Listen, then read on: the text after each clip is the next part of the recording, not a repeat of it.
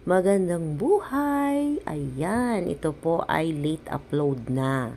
Naisipan po namin kumain ng breakfast po ng amin pong weekend breakfast sa IKEA. Matagal-tagal na rin po kaming hindi nakakapunta rito.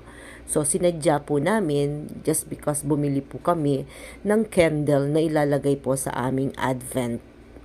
Then, yun po, kumain muna kami. Dati po itong 14 reals, ngayon ay 18 reals na. Ayan, meron po siyang microwave para po medyo mainit ang kakainin nyo. At dito rin po ay unlimited ang coffee. May black coffee, may cappuccino, may latte, macchiato, and everything. So, yan po. Isa lang ang binibili namin na cup.